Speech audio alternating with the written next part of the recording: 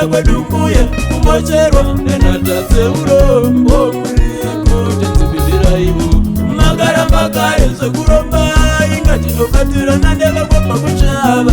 oweseivo mbeza takanda mvura shoma tichinje bindu tirime mudoro dzatipa mvura yomanda toteiku ambuya anizwere sineta upenyu zvinona kubatirana pamwe setsinza tinoshanda neyangu maoko wewe asi kapala chinomuna changamire ndiyamureiwo ndizweiwo ndiri mwana wemurongo ndotambudzika kuchema-chema aiwa wowe kudemba-demba nditerereiwo awe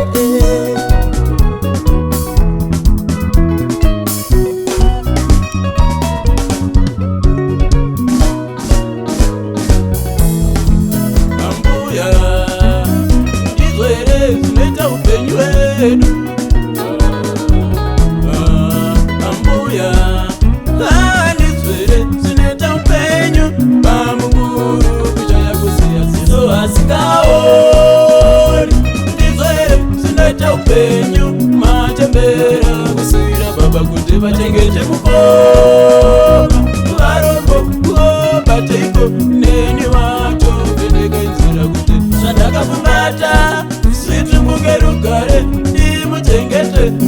ambuya wangu mubvunzo wakomba ndinoda mhinduro musati maenda ndizvere sinota upenyu vakusara tiri varomo kuita manza hakusi kukura kwedumbuya kumocherwa nenatatseuro omuriko tenzibindira ivo magara makare sekuromba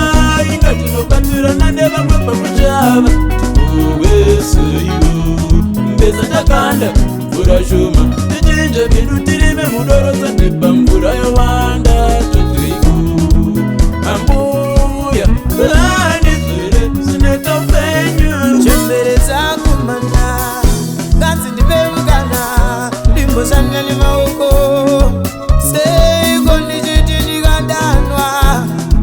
ndikadala asi mimi yamundaire ndinovuka mazuva nezuva changamire oye kuti kundikomborere murombo utambe zvinoda kushinga inga makareva seiko muchindisiya weama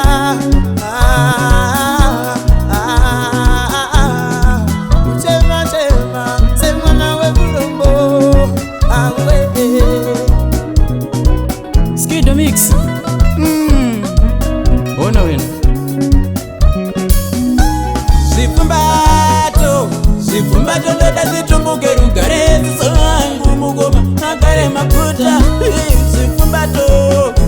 zvipfumbato ndoda zitumbuke rugare ziso vangu mugoma magare maputa zvipfumbato tadza zvipfumbato ndoda zitumbuke rugare muri yako ishombe nemukaka zvipfumbato boskodza zvipfumbato ndoda zitumbuke rugare muri yako ishombe nemukaka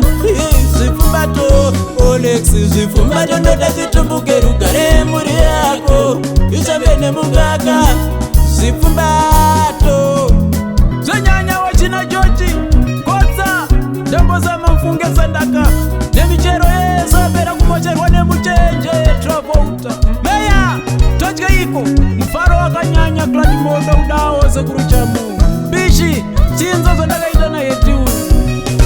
chinga kutera makomba kukandambisa hoko mudaka vana vachikanga motsema vise soyaramba kunaya mvura ndova peiko kutera makomba kukandambisa hoko